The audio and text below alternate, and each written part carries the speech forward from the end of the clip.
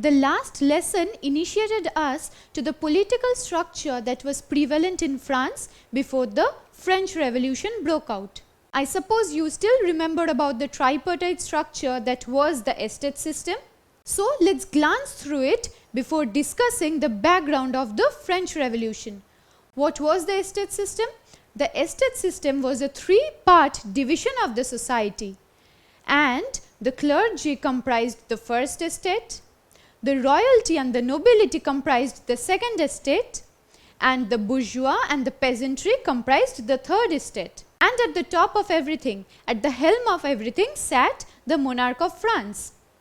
With this in mind, let us now talk about the French economy and how it contributed to the outbreak of the French Revolution. To understand why the French Revolution broke out or why it took that shape, we have to talk about the French economy that was in place before the revolution broke out. To understand any event in history, it is imperative on our part to not just look at the social and political landscape, we also have to look at things from an economic perspective. Any discussion on the French economy prior to the outbreak of the revolution brings us to a very crucial thing. What is that? That is the taxation system that was in place in the pre-revolution French society. Now, what are taxes? What was this taxation system? I suppose you know that your parents pay taxes for the money they earn. Sometime later, when you will also start earning, you will also have to pay taxes for the amount you will be earning. Like you need to pay some amount to maintain the house you stay in, we also have to pay taxes to the government so that it can maintain and develop the state or the nation we live in. It is for this reason that people who are earning any amount have to pay taxes. A similar kind of a system was also prevalent in the French society. But things weren't as simple, as fair as they sound. Why is it so? This is because the first and the second estates of the French society did not have to pay any taxes. So who paid all the taxes? Whose money went to the government for the well-being and the development of the Kingdom of France? It was the taxes paid by the third estate. It sounds very unfair to you, right?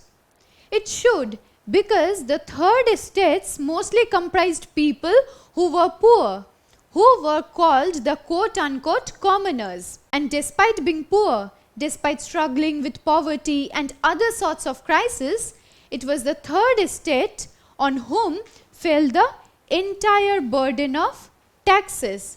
So this entire taxation system was imposed on the people of the third estate. While on the other hand, we have already talked about the fact that the first and the second estates were very wealthy. They were already amassing huge amount of wealth and resources. So, invariably it should have meant that for the wealth they earned, they should have been paying the higher amount of taxes. But this wasn't the case in the French society. This led to resentment in the minds of the people of the third estate because they found this taxation system not just oppressive but also very unjust. It was a breeding ground of inequality. We just discussed how unfair this taxation system was.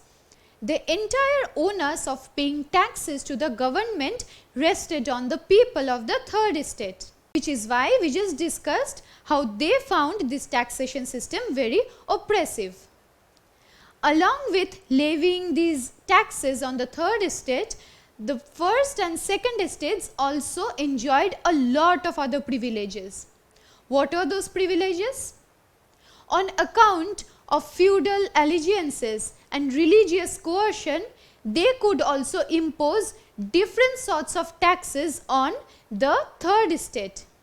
And it is through this way that the people of the first and the second estates could extort all the money from the third estate people who were already very poor. What other privileges did these people enjoy? The first and second estates had the privilege to impose their own taxes. This we have already talked about. What does that mean? That means that along with paying taxes to the state for its welfare, the first and second estates also imposed taxes on the third estate which would be paid to them. So the third estate had to pay taxes to not just the government but also to the first and second estates. So imagine the amount of taxes that were being extorted from the third estate. What else did the first and second estates do? They enjoyed the privilege of running for higher offices. This is something that the third estate never got to do. They could never got to run for higher offices in the government. Along with that, the first and the second estates could also extract forced and unpaid labor from the third estate. From the third estate in this case means from the peasants. So the peasants were forced and compelled to work without any wage for the first and second estates. Do you not think that this would definitely give birth to a lot of anger and frustration against the first two estates? Definitely so, because the third estate was very vulnerable and they were being exploited in ways more than one. Previously, we talked about how wealthy the first and the second estates were.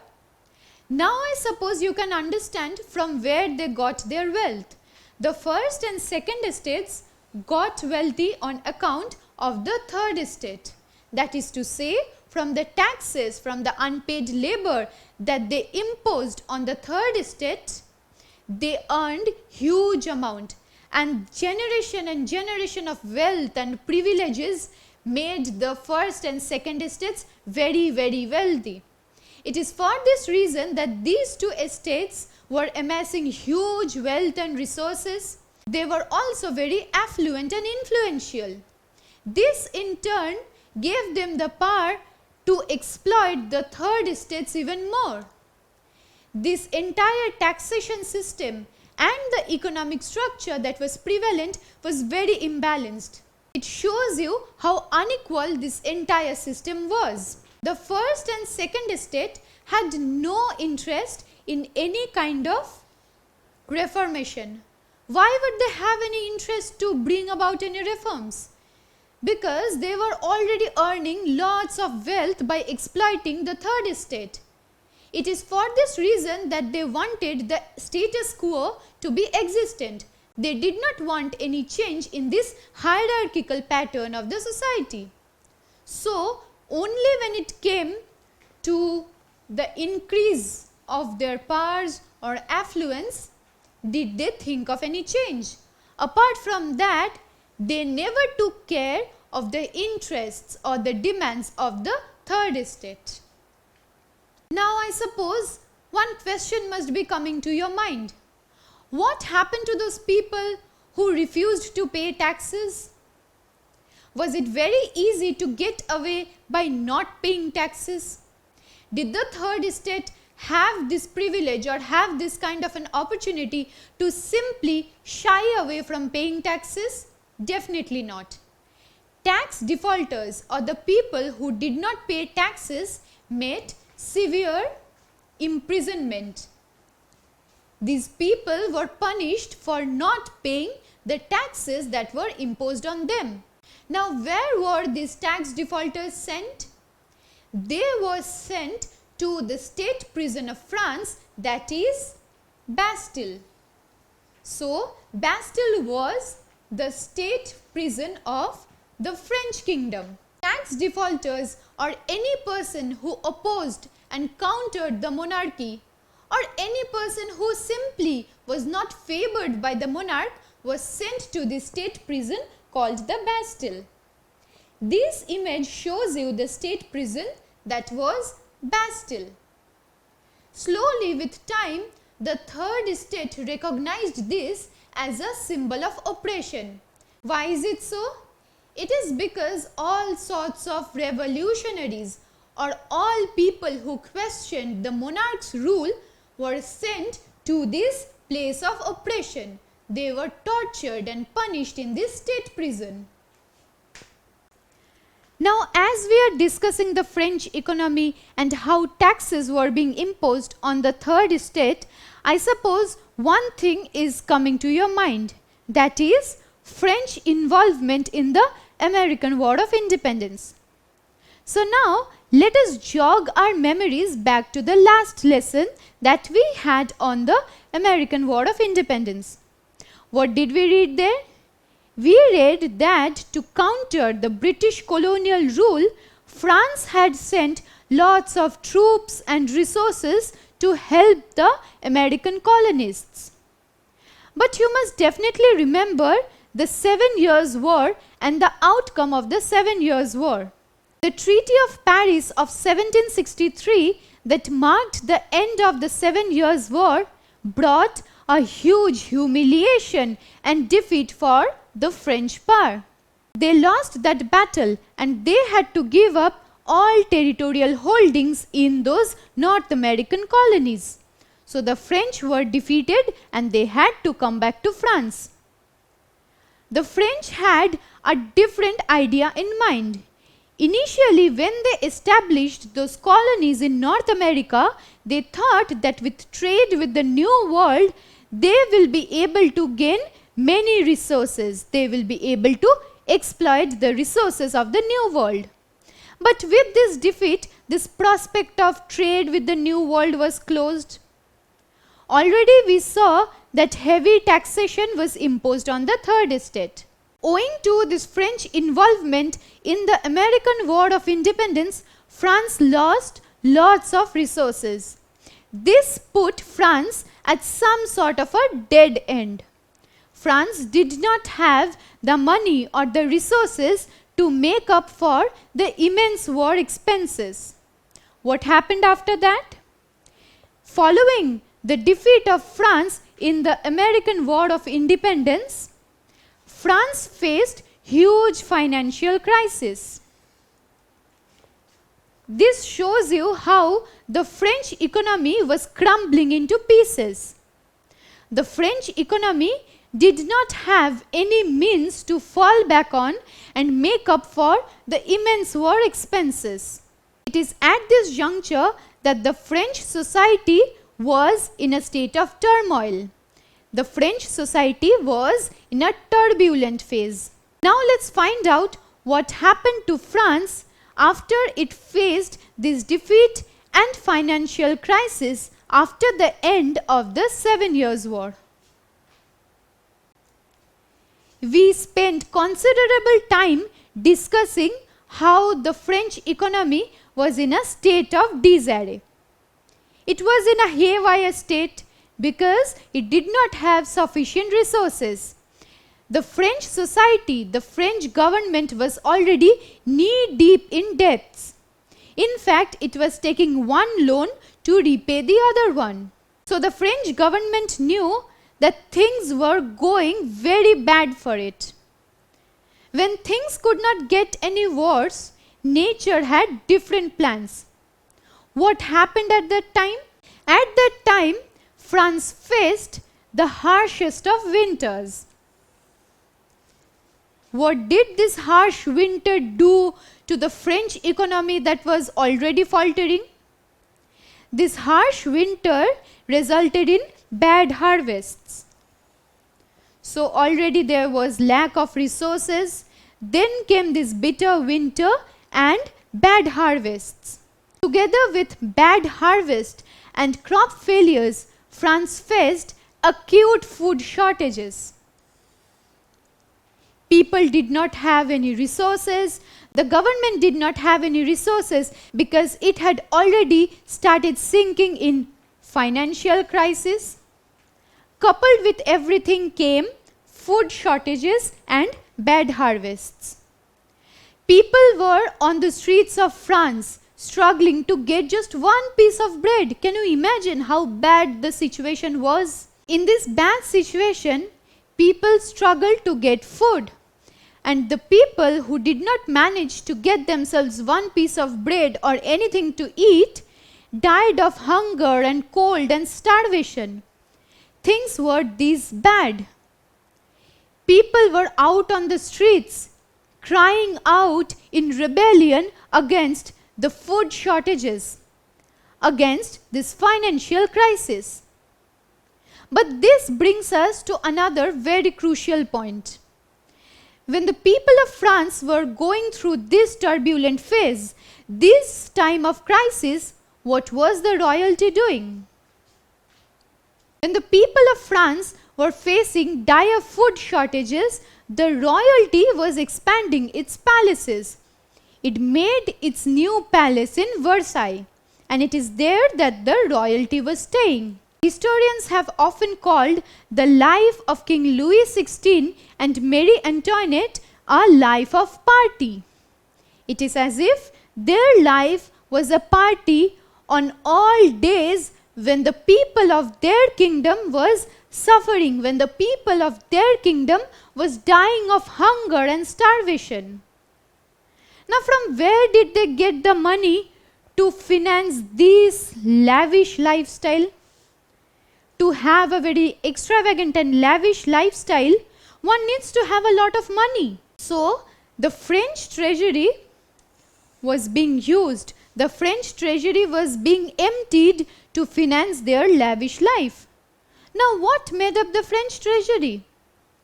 These people who were out on the streets and still being compelled to pay taxes, their money made up this French Treasury. And what was being done to this French Treasury?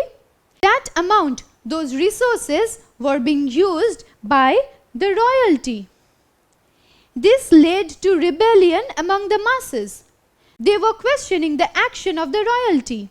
They were not getting any food, despite which they were being forced to pay taxes, and the taxes they were paying were not being used for the welfare of the nation. The taxes they were paying were being used by the royalty. This entire political and social structure that was in place, this entire social landscape shows you how unfair, how unequal everything was before the French Revolution broke out. So it is not without a reason that the French economy contributed to the outbreak of this revolution. We just discussed how the French economy was shattering and crumbling into pieces. The French monarch realized that he had to do something to make up for the lack of resources. Now, what was the idea that he thought of? He thought of imposing further taxes on the people of the kingdom. This way, he would gain a lot of money. Taxes should have been paid by all the citizens, but this was not the case. Taxes were imposed on only the third estate and not the first two estates. This caused rebellion in the third estate. When the people of the third estate got to hear this news about this sudden increase in taxes, when they were already going through the food shortages and severe times of crisis, they were protesting. They rose in rebellion. It is very obvious that they would revolt against the French royalty. Now, what happened after this? What sorts of revolution or rebellion broke out?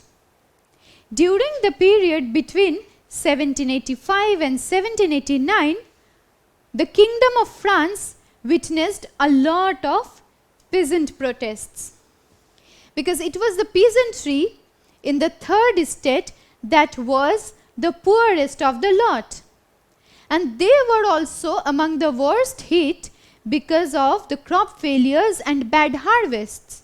So they were already facing huge losses, and when new taxes were being imposed on them, they were enraged. It is for this reason that they rose in rebellion against the increase of taxes. Now, with this, you might be able to draw a parallel with the American War of Independence and what happened before that revolution broke out. I think you will remember that the American colonists also protested against the Stamp Act taxes that were being imposed by the colonial British rule on the American settlers. So the ground was now fertile for a revolution to break out. Now let me ask you a quick question. What did the American colonists protest against? Was it the French monarchical rule, the Stamp Act taxes, or the Treaty of Paris? Yes, you are right. The American colonists protested against the Stamp Act taxes that was imposed on them by the British colonial rule. With all this discussion in mind, we now have to understand what idea the king thought of. We just talked about the fact that the king thought of imposing further taxes on the people of the third estate. Now, how would the king do so? Because if he suddenly went around telling everyone that the third estate would have to pay more taxes, it would sound very unfair. So he had to give it some sort of a shape. He had to make it seem like the decision was made in favor of the people. Though this decision was not made in favor of the people, the king had to do something to make it look like one. What did he do? He summoned the Estates General. What was the Estates General? We talked about it in the last lesson that the Estates General was the assembly of the three estates. So, to give his idea a coherent shape and propose it before the masses, the king summoned the Estates General, where people from all the three estates would come together. Now, what happened in this Estates General? It was in the May of 1788 that the king first thought of consulting the Estates General. After this, the Estates General had the task of electing their own representatives to send to this final session of the Estates General. While the first and the second estates did not have any election of sorts, the third estate had an election to elect the deputies who would be sent to this opening session of the Estates General. Now, when did this opening session take place? This session took place on the 5th of May 1789. So, deputies or representatives from all the three estates came together, and this session was headed, or this session was presided over by the King of France. It is in this session that the King of France finally made it clear before the people that his idea was to impose further and new taxes on the third estate. Needless to mention that the first and the second estates were happy with this idea because the onus of paying taxes was imposed on the third estate. So, the first and the second estates were exempted from paying for the taxes. They were happy with this arrangement because this way they would be able to exploit the third estate and at the same time not pay any taxes to the government.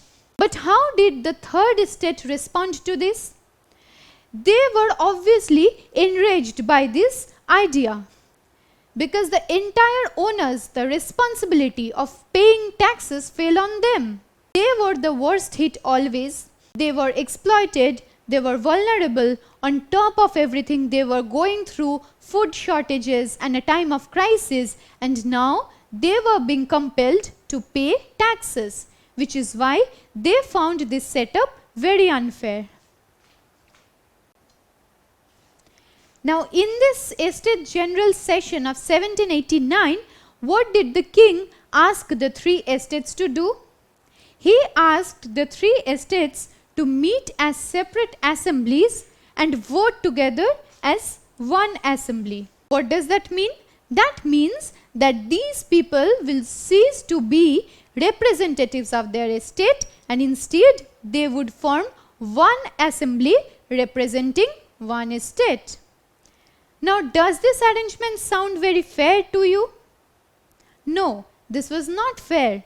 Let us find out why this system was unjust and unfair.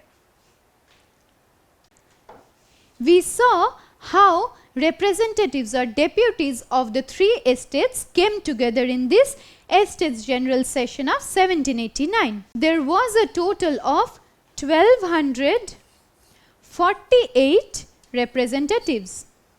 Of these 1248 representatives, 300 comprised the first estate, 300 comprised the second estate, and we have already discussed how 98% of the population comprised the third estate, so the majority of the representatives, that is 648 representatives, were from the third estate. Now, what was the voting system that was proposed by the king? The king meant that each estate would form one assembly. So, one assembly for the first estate, one assembly for the second estate, and one assembly for the third estate. So, instead of voting as individual representatives, these estates would vote as one single assembly. Now, let us find this out and understand in greater detail why this voting system was found very unfair by the third estate. Soon enough, the real intention behind this voting system was clear to the third estate. While each estate would have one assembly, it means that the first estate would have one assembly, so would the second estate and the third estate. Now, we have already discussed that the first estate and the second estate were always together against the third estate. It is their interests that came in conflict with the interest of the third estate. So, the first and the second estate with one vote each would come together and outnumber the third estate that had one vote. To put it simply, the first and the second estate would make 1 plus 1 2 votes, against whom would be pitted the third estate who had only one vote at their disposal. So, the first and the second estates would get a clear majority, though the third estate had more representatives. So, despite having more representatives, the third estate was being outnumbered by the other two estates.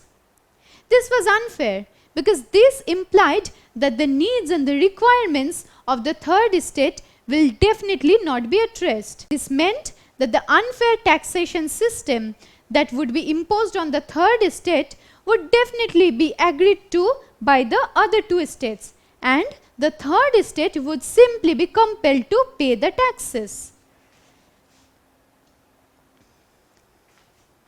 It is for this reason that the third estate demanded a combined meeting of all the three estates, where each member would get one vote.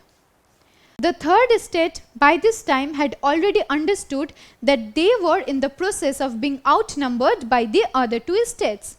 It is for this reason that they wanted to have one vote for one representative.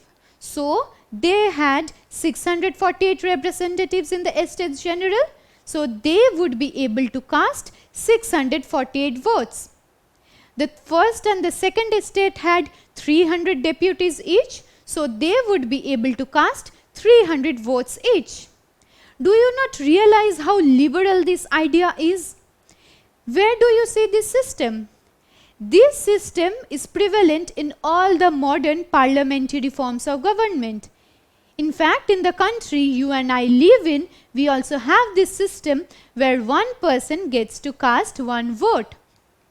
This is a very democratic idea, so that all the representatives, or so that the needs of all the citizens are addressed. From where did the third estate get this liberal idea? In the previous lesson, we talked about how the bourgeois were inspired by the Enlightenment thinkers in the likes of Rousseau, Voltaire and Montesquieu.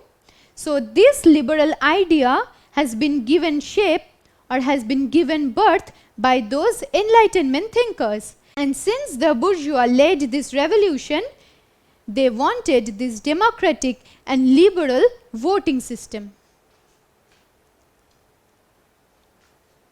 Now, what was the alternative voting system that was proposed by the third estate? The third estate wanted one vote for one representative. So, each representative would get to cast one vote. It means that out of those 1248 representatives, 300 under the first estate would cast 300 votes. The same applies to the second estate, who would also get to cast 300 votes, and the third estate that had 648 representatives would get to cast 648 votes. This, the third estate believed, would be of a more democratic nature. This will be a liberal voting system, and all the representatives will be able to cast their vote in favor of or opposition to the imposition of those arbitrary taxes. The first and the second estate, needless to mention, did not find this alternative voting idea impressive. Why is it so? Because if each representative could cast one vote, together the first and the second estate would make 600 representatives, and they would be outnumbered by the 648 representatives that the third estate had, which means that the first and the second estate would be outnumbered and defeated by the third estate. The first and the second estate were compliant with the voting system that was proposed by the king because it served their interest. The voting system proposed by the king meant that the first two estates won't have to pay any taxes, and they were very happy with this. This system made them very happy. So the first and the second estate had no intention to come to any sort of an understanding or agreement with the third estate to change the system of voting. Despite the third estate proposing this new voting system, the first and the second estate did not want to make any changes to the original voting system that was proposed by the king. Now, what happened after this? Do you think that the third estate was happy with what the first and the second estate wanted to do? Do you think that they simply submitted to the wishes of the first and the second estate? It is this that we will be discussing in a subsequent video. In the next lesson, we will be talking about how the third estate retaliated against this voting system and what they did as an expression of defiance.